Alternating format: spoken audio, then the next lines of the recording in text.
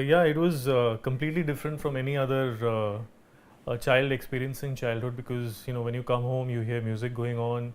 I remember on Saturday, Sundays, on weekends when we were off from school, there were always students of my father's coming home, and they were practicing. So the santoor was constantly going on in the background, and it was you know in the inner conscience you just keep hearing it all the time. So it definitely makes a difference when you belong to a family which is a musical family.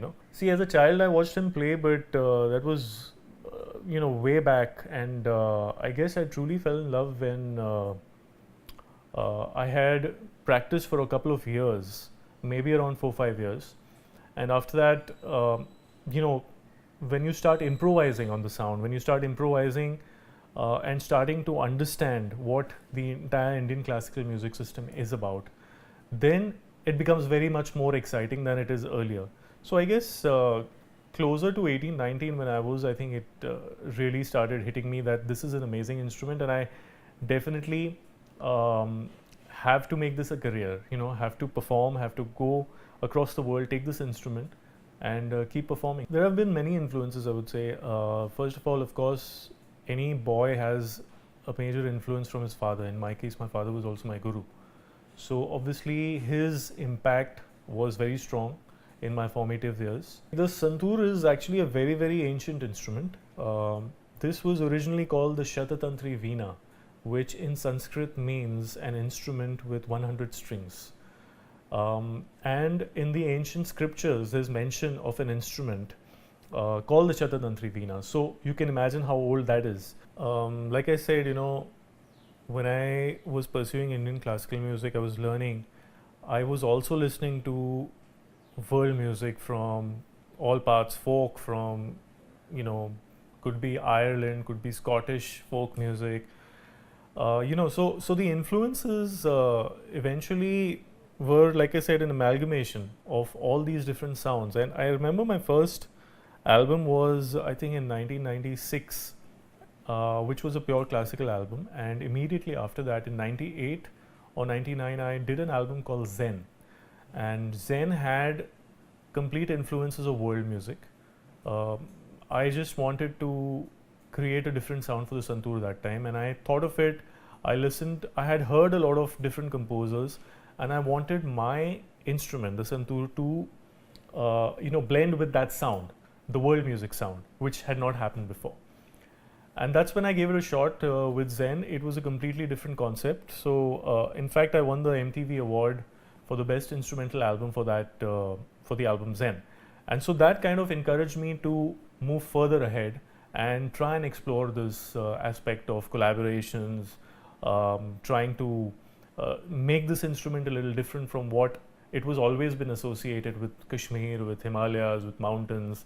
It had more to it, So fortunately for me, I guess I just put some imagination to it and tried to create a different sound which reached out to the youth, I guess, and that inspired me to even move further ahead. Understanding of ragas takes a long time. It's a process which happens over 10, 15, 20, 25 years, even more. And the more you listen to it, the more you kind of gather the gist of it and try and let it reach out to you the way it has to. So I think once you have a certain knowledge of a wide variety of ragas, you are more confident. You are, as a musician, more willing to experiment. And when you're composing, or when your imagination is let loose, when you're just like out there and trying to be inspired, the knowledge of ragas definitely helps. I think it's not really very different. I mean, unless you're playing with a Western classical musician, because they read and perform. If you're playing with a certain orchestra, I mean, they all have their notes and they read and exactly perform those notes. Whereas with us, when we go on stage, we're playing for 2 hours, but we don't have anything written. It's all in our mind, and we try and improvise on the spot. So there's a lot of spontaneous music happening on stage with Indian classical music, just like the jazz in the West. See, I've been going to the US since, I think, 90s. I started performing since 96, 97 in New York. That was my first performance. So since then, I've been there several number of times, performed all over US, and I find it very interesting because it's a very interesting country. It's such a large country, and there are so many different cities you can tour each year, in fact. And there are so many Indians there. So the Indians who come for the concerts are longing for this music. At the same time, as an artist, for me personally, it's very interesting because I get to travel the world as an artist. So each time I'm in US, I look forward to it. I look forward to traveling in the West Coast, California, which is very artistic, which has a lot of artists staying there. And same time, the buzz of New York City is great, and there's a great center for world music in New York as well. Yeah, definitely. Like I said, Taj Mahal tea stands for class, for elegance, for finesse, and Zakir Hussain has been a true ambassador for Taj Mahal tea for so many years, and that definitely was a certain inclination or a certain aspiration to be part of Taj Mahal tea. So when I got this offer to be part of to endorse the Taj ad, it was it felt really happy. It felt really good. I was really happy to be part of it. So that definitely was kind of, it helped me to make my mind up to endorse Taj Mahal tea. For budding musicians, the advice is very simple. It's you need dedication, you need determination, and you need to have the right guidance.